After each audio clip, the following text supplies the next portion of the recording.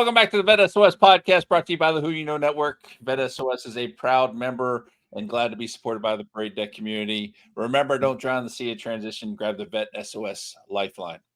We promised a part 2, and it's here. It's here. We got Hope White back with us today, and she's going to be telling us about some things she's got her hands in that she's doing. And she's also going to be talking a little bit about federal, which is what we promised you the last time. Can't wait to dive into that with her. As always, I'm here with Eric. Eric, how you doing today? Dude, I'm so pumped up. My big sister's back. We promised part 2. We're delivering on part 2. I love us being men of our word. We are delivering one of the most true to self, authentic human beings I've ever met in my life. My big sister, my friend. Dude, I'm pumped up, man. I'm excited about what's going to come next, mostly because I know that for the next 3.5 hours, I don't have to say anything. listen, y'all. We started recording just when we came on, but we've been talking for 10 minutes. Yeah. This is one of my favorite people in the world, and I love spending time with her. Hope, we're so glad that you're here. We're so humbled that you take time out of your busy schedule, because I know you're busy. We're so humbled that you're here. Yeah, man, I'm ready, dude. Pitter patter, let's get at her. 3 hours. Who's editing this? Episode 17 with Hope White. All right. So we'll jump into this real quick. Hope is an entrepreneur and expert on the federal hiring process with a deep passion for helping others. With many years of experience in the Army, federal government, and corporate America, Ms. White displays a broad understanding of human resources, research, disability, equity, inclusion, accessibility, and belonging. In addition to her federal job, she spends her time public speaking and conducting leadership training seminars and workshops for individuals that need guidance. I'm going to cut it off there, Hope, even though there's a whole lot more we can say about you. But we're so glad you came back with us today. How are you doing? I am wonderful, and I'm happy to be back with you. So last time we talked a little bit about a couple of different things, but we never actually made it to the federal piece. So, typically we ask about the transition process. We're going to forego that this time because we have you on tape talking about your transition and what you went through already. People can check out that episode if they want to hear your story. But let's jump into the federal piece. Tell us a little bit about the whole federal job thing, how you got into that, and some of the things that you do with that. Teach us, Obi-Wan. So this is almost a transition story. So when I went into the military, 1992, I was injured and had to go into the reserves. So the unit I was in had served several places, and they were on their way back. And so every time we would go to drill, more people would dribble in. And what they were finding is that their jobs were all gone. So the year before that, USERA was put in place to protect our jobs when we go to war. But people weren't really paying any attention to it, and it wasn't widely enforced. And so then my sergeant, who is still in my life today, said to me, well, go over there and help them get jobs. Simple okay. Okay, what are we doing? And so, I just started going to the library, getting a lot of materials and talking to them about what do you want to do, typing up resumes and all kinds of things like that. And then after a while, someone asked me that magic question, well, what about federal jobs? I knew nothing about federal jobs, had not thought about federal jobs. And so then I started on a journey of learning, and it led me down some interesting paths. One of which was CDC, because I knew they were headquartered here. So I would email their HR department all of my questions. And then I would get back a response of, we don't know. We're going to try and find someone, lots of things. I usually would not hear back. But eventually, a year later, because I was still sending messages, they decided to just assign someone to me.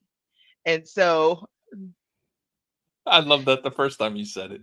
You got assigned your own Just person. decided to assign someone to me. I have called so many times. I've got my own personal guide. Well, he was the last real career development person at CDC. And so they steered me to him. And then over all of these years, that same person has just answered all my questions, shared all his information, helped me piece it all together. How does this work and how does that work? And then at the same time, over the years, I had different experiences because I started contracting at CDC. So I would listen, I would join different employer associations. And then there was these conversations that were going around about, I can't believe I got passed over. I can't believe I didn't have a promotion. So it all kind of started with veterans trying to help them get into the federal government, basically using my, because I was an HR specialist in the military. And one of the things that we learned is something called classification.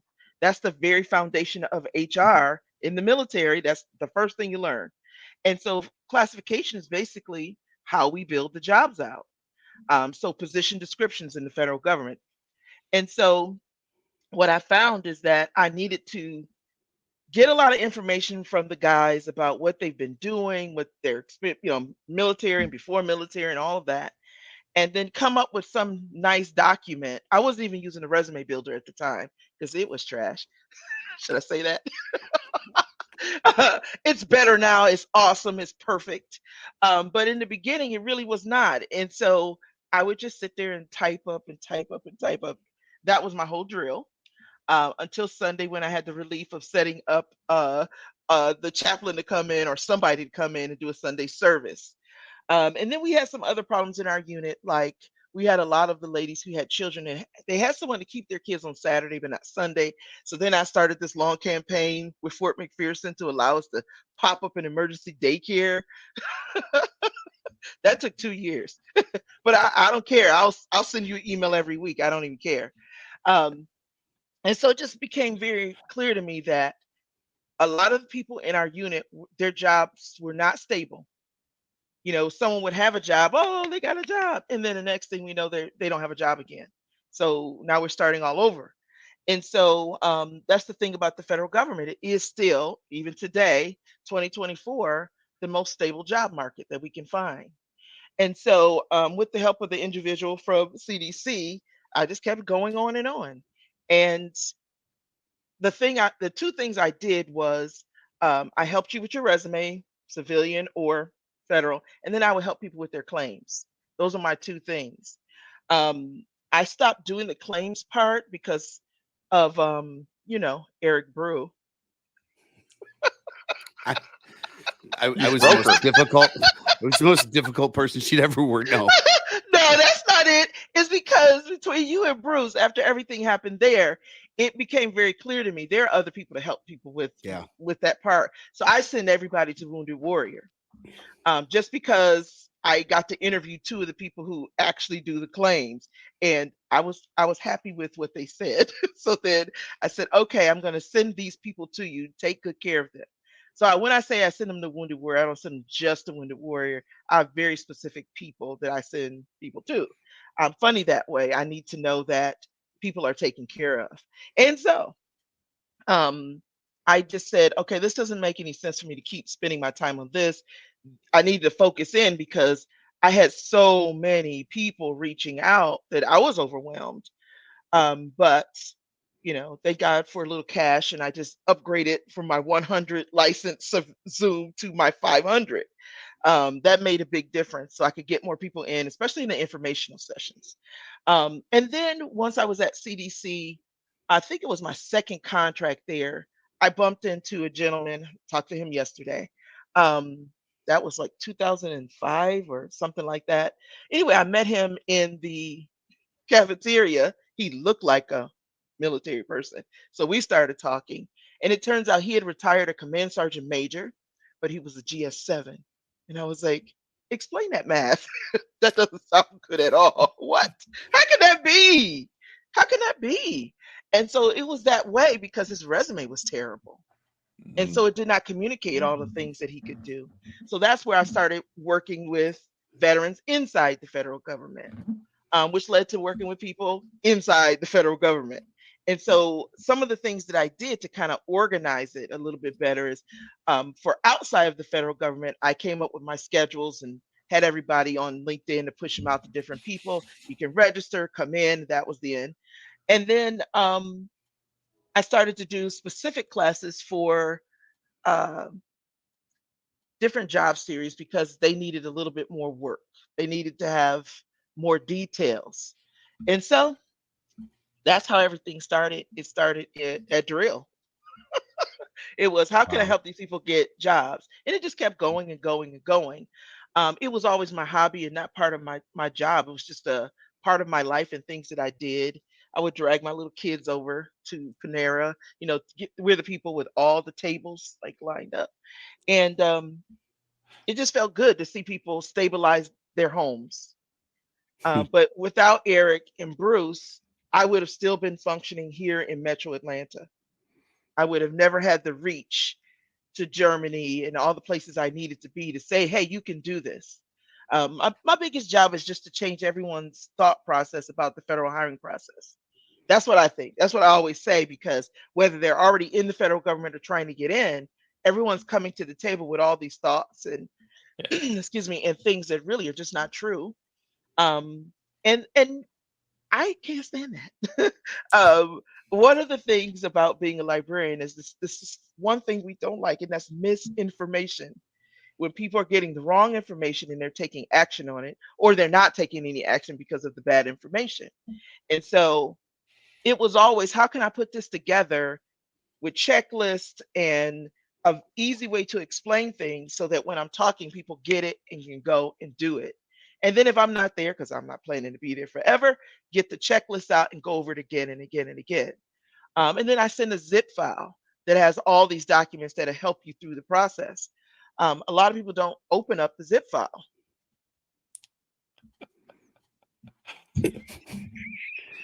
I'm That's happy about that. that's an important file. It is, because it has everything in there that if you use those tools as you go through the process, you'll be fine. And That makes me wonder now, because my wife took your mhm, class, and I have not heard about a zip file. So I'm gonna have to go do some investigation here later yeah. today to find out what about this mysterious zip file. So Mhm. I connected my wife to Hope as well, and I know she opened that zip file because she also landed a GS-11 position, Well, right? actually, she was one of my first people out there. I didn't even wait a minute. Did I have the zip? I'm guessing I did have the zip file then. It's just not as good as it is now. It's so much better now. Well, we're constantly improving our area, right? Yep. Absolutely. Let's get that 12. Let's get that That's right. 13. She That's probably right. could get the 13. Oh, she's not doing any of that no more. No, she's an Oh, that's entrepreneur now. right. Oh yeah, That's right. I yeah. have, She has found her passion. oh, it's in the kitchen. Yeah, I have the water. I have the bottle that she sent Yeah, me. yeah. And then I've been trying to work with her on the Alfredo's Coffee House stuff. Yep. So much pressure about Alfredo's Coffee House. I love I love the story that you tell. I love hearing your story because every time I think about, you know, my sis in the guard helping people, and I think you articulate kind of the path that you took to get to where you are and what you're doing. It's such a story of resilience and a tenacity that is really, I think the tenacity is relevant and it's present in our community. I don't know that everybody knows how to use it like you do. Well, I'm going to explain to people I live with what you said because they call it stubbornness. You just so stubborn. Here, watch this video. Those people. Uh-huh. Uh-huh. So this is how I am. I like to be thorough and organized about how I do things. So I will have I am I have notebooks for things. So I can remember when I contacted you, what I said to you. And so when I call them campaigns, whenever it is that I'm harassing, introducing myself to people for different reasons to get different things. I will email you. You have no choice. It's not going to stop until you do. Now I make it interesting. I'll say I love you, and then when Mm, they, because people love those words. mhm. There are certain words. It's 3 and 4 words that you can search it on the internet that people love to see in the subject line, and so they're like, "Why is she sexually harassing me or what?" And so then, like, what is this? She loves me. But that's like, no matter whoever I'm campaigning with, if it's February, that's the subject line. And then they get in there, it's the same old stuff. Hey, looking forward to you contacting me about. So Mm, no, you got to be organized about things. It's not just a haphazard thing. Being intentional about things is very, very important in life. We get yeah. 168 hours in a week. What are we doing with those hours? Yeah. So, Hope, if I'm a veteran, and I am, let's say I'm a transitioning service member, and Mhm. I'm really excited about the prospect of moving from the green suit side to a DoD or a federal position. Doesn't have to be DoD, a federal position. Mhm. Mhm. Let's go through some of the things that you're going to tell me. I want you to teach me. Oh, so the first thing I tell everyone, I did a class yesterday for mi- um, CDC people, and I always start with the same thing. My job is number one to change the way you think about it. So all the junk that other people told you about it, I will probably tell you something that's different. Okay. So we have to establish some form of trust at that moment because I'm going to tell you things that you. The thing about me, I'm not just going to tell you. I'm going to show you as we go through the process. So the first thing I tell everyone is you can be a federal employee. Anything that's happening outside of the federal government in terms of a job or in the military is in the federal government. There's just no reason why you can't. The next thing I tell people, please, please, please don't do the thing where you say, I'm just gonna get in, I'm gonna get my foot in, and I don't care. If you apply for GS4, everybody can get into the federal government at GS4. Who couldn't? My goal is to get you in the right job series and the right grade level. We're adults, we don't have time to play games. We need money to take care of our families and ourselves. And so, therefore, if you've been a professional and in the military all those years, because most people it's more than 2 years, then you're already a professional. You already have a profession. You should not be starting at the bottom. And the idea of just get your foot in the door is people get stuck and they stay there for a long period of time. If you understand the process and how it works, you can work it for yourself. So I'm here to teach you the process. And then I'm a good example. I've been in and out, and people always ask me, how can you do that? Because I understand the system and how it works. So that I can go in and out and go from this grade to this grade and back up, well, up here higher to another grade. So there's a lot of things out there, but it's a system like anything else. The Office of Personnel Management is not trying to confuse anyone. They just don't have people who explain things very well. Yes, I'm on record in saying it. They And they, don't. yeah, no, no, they Because don't. if they do that with all the classes that they offer, there would be more people in the federal government. We wouldn't have the shortage of personnel that we have. There's no agency in the federal government that's fully staffed and ready to go. Everybody has a shortage. Oh, And say that so again. Hold on. Say that again. everyone has a shortage. And some job series more than others, but everyone has a shortage right now. And there's a number of reasons why. But the bottom line is we need people. No, no, we need good people. We need Mm. people who are experts in what they do. That's why we ask if you're an expert. We need people who are willing to help other people, and we need people who are willing to learn.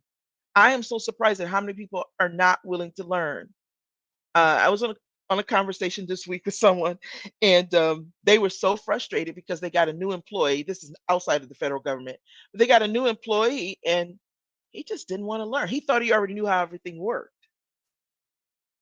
I mean, I was like, what?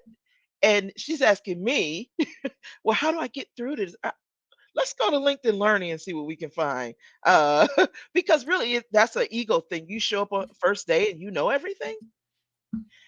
And it is a environment where it's predominantly women, and it's the other male is in charge of everyone, and then it's him, and he just showed up under everyone.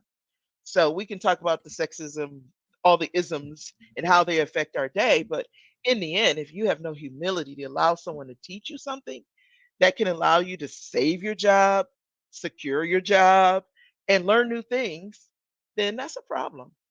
So that's what I would tell everybody is I'm going to change the way you think about it, and I'm going to change the way you go about it. And I do that because you need to know the process. So all the places where you need to overcome or you could drop off, you need to know how to have your personal strategy because everyone's is a little bit different, you know. So if we can think in terms of I'm an individual with all of these skills that I'm bringing to the table, they can be applied to different kinds of jobs, then there's no limitations really. But when I get someone's like, oh no, I'm an IT person. You are an IT person. Awesome. But you know, you can do IT things anywhere. You can do IT things in HR. It's called human resource information specialist. They need an IT person to deal with all of the HR systems and be the buffer, the liaison between IT and the HR people. So I just try to expand everyone's thinking about who they are and what they're bringing to the table. The Yep. next big thing is being willing to write the resume. It is long. It can be very tedious. I know. But I'm not writing anybody's resume, but I will teach you step by step how to write your own, which means that you can have um, a very fulfilling career because you're not relying on anyone. I'm not charging you $800 and then you got to come back to me again for you're going to pay $1,000 then, you know. And I focus on results. If I'm not getting results, let's say it's 10 people who sign up for something that I do, and I know this is crazy, but if half of them don't get jobs, it makes me upset. And then I got to call people and say, Did you finish the resume? What's going on?" Because I'm looking on LinkedIn to see changes. I'm looking for people to send me a message saying, "Hey, it worked. I got it. Let's go." And then I'm like, "Okay, now that you're in, these are the things you need to do." Like the first week. Um, so when that doesn't happen, it just makes me. I get upset when people don't do their homework. So I've told you what to do. So I'm laughing. But the cohort that I usually run is 3 sessions, but there's homework in between 1 and 2. Oh, something's making. Oh, and so you got to do the homework because you're making decisions. If you don't make those decisions by the time we get to session 2, where are we? Yeah. So that's why I tell people, if you're lazy, don't go for it. Okay, just don't. Catch me when you're ready. Catch me when Okay. you're ready. I I know. love it. I've told people, why don't you just lead a class? Because it's very clear. So it's hard for me on this side because I know they can be a success. I tell people all the time, can you just trust that I have faith in you? Can you Mm. and then they come up with all these things like, well, the jobs are already for someone internally. Look, do you know how many ways we can move people around if we wanted them? If they wanted someone that was internal, they would already make that happen because it's easier and faster than going through the process to post a job on USA Jobs. They usually do that because they want someone new, because they've been working with the people there and they know their work ethic or lack of work ethic and the attitude and all those things. They're done with that. They're trying to get someone else new in there. So then if you go into this thinking that it's already rigged or something, there's a problem. You won't do your best. You won't feel like you have a good chance. So I tell people like this. We can go on and on about why. It didn't happen before. I've applied 500 times with the same resume. That doesn't even make sense. But why don't we try something new and you change your attitude? And whether or not they're people of faith, I am a person of faith. I Come have on. prayed throughout this whole thing. So I don't care, I get it, but just use my faith, because my faith is big enough for everybody. Because I know that God wants us to be in great, awesome, incredible places. He needs to position us strategically to meet other people, to carry the gospel in, to give people hope every day. So you don't believe that, but that's okay. I believe it. I believe that you didn't just find me randomly. Mm.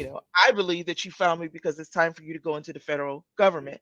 I believe you found me because I'm the one who can help you do it. So if you have faith um, in me, if you don't have faith in God, but if you do have faith in God, know that He will withhold no good thing from you. So you finding me and getting you started, He wants to take you to the next level. So when people say they have faith, but then they don't act on it. So to me, filling out the application is an act of faith. That Hmm. whatever happens after this, I did my best on this application and my resume. After this, it's up to God what happens. He's going Yeah, to do what uh, more things than I can ever imagine. I'm trying to stay away from the exact quotes. that's all right. Faith is an action step. that's what it's all about. It's taking action because if you want to pay someone to do your federal resume, waste your money and do it. Go for it. And I'm sorry to say, even if you can get one for free, some transition organizations, I'm just saying, they haven't been working. So if it's not working, let's change it. Let's do something different. Yeah. I love it. And when I those love it. organizations are not even willing to have their people properly trained, and I'm not talking about a federal resume certification class or whatever, because I've been kicked out of those before. Um, they tell people things that don't work, and I can't stand that. So, um, I can see Hope getting all rowdy in a class. I just oh, had a it's picture of terrible. her getting booted.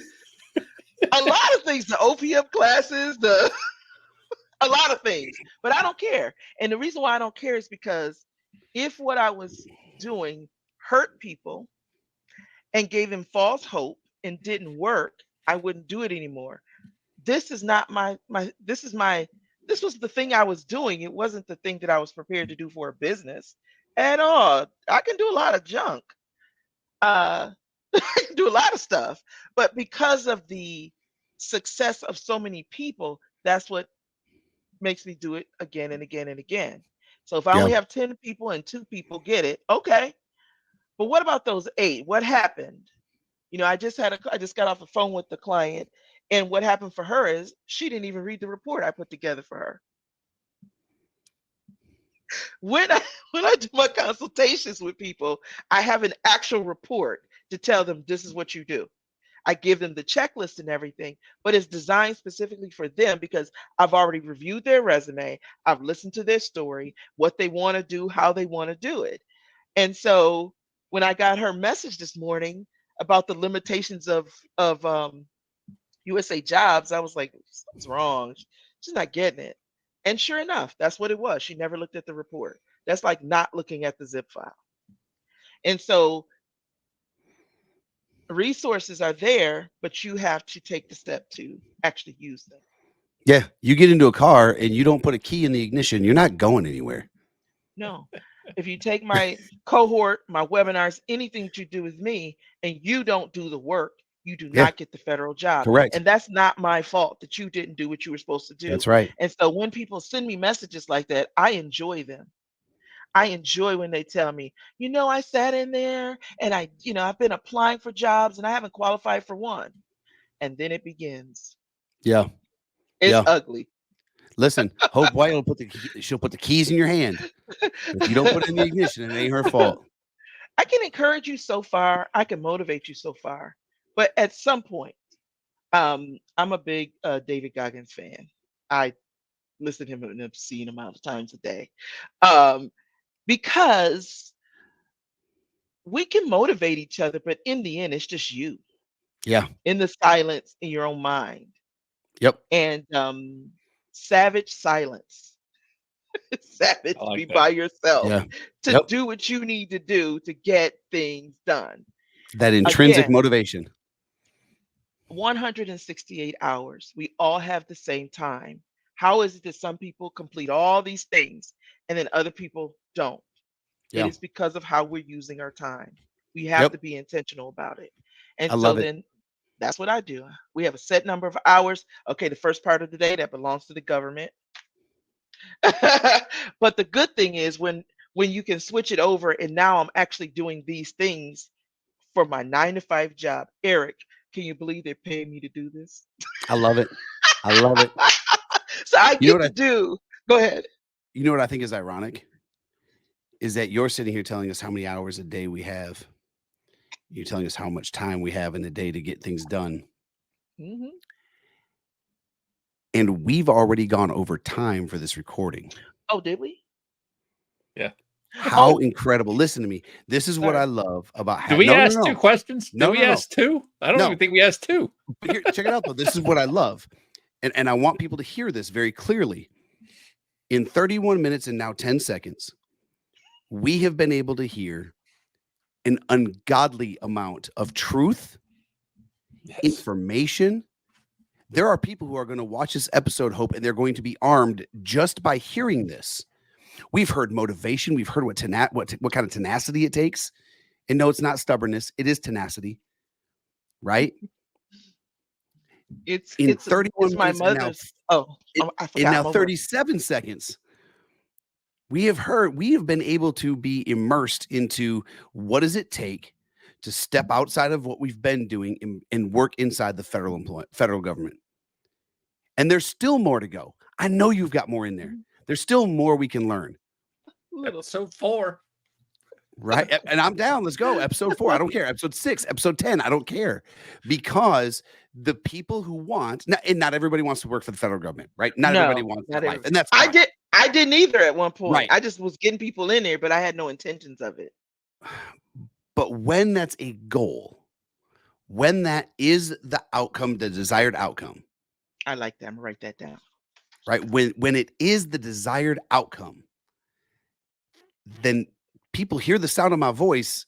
Hope White is your best bet. Yes. I will say that. I will scream it from a mountaintop. When the desired result is federal employment, Hope White is your best bet. Period. I'd stake my reputation on it. You already have. You and Bruce. I've seen it. I watched it happen. I watched and my wife will kill me for describing it this way, but I watched a woman who was her transition was tumultuous. It was difficult. She was terrified. She got out of the military as an 03. She was a captain in the Army, and she becomes a manager at Bath and Body Works because that's all she thought she could find.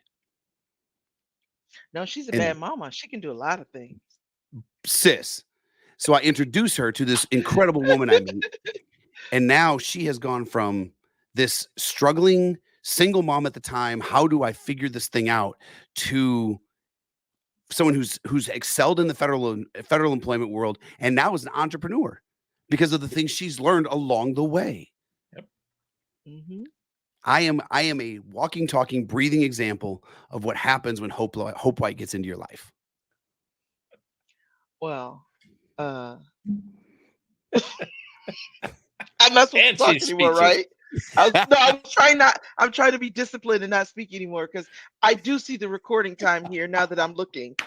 It's actually there. Yeah, and that's okay. That's all right. Okay, so we are going to have to close it off, but I think Sean, I'm going to go ahead and speak for the both of us. I think we're just going to have to do another episode at some point. We should just have her on like monthly, just have a reoccurring. That might not be a bad idea. Like she's just a standing guest once a month or so. I could be a fill-in. Oh, we know that. Okay. Gosh, that's so doggone funny. it. Sis, I love you. I'm so humbled again that I know you're busy. I know you've got 1,000 irons in the fire, and you've got a family that you're a wonderful person too. Thank you so much for taking time out on a day to hang out with us, and to just unveil the wealth of knowledge. So anytime for you guys. I mean, I'm not saying that that's really just true. I know it is. Obviously. Yeah, I know it is. All right. Okay, guys. Thank you so much. You're welcome. Hey, listen, everyone. On behalf of the VET S.O.S family, we'd like to thank everyone for joining us today.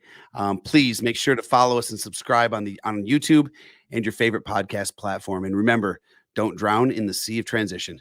Grab the VET S.O.S lifeline. Y'all have a great day.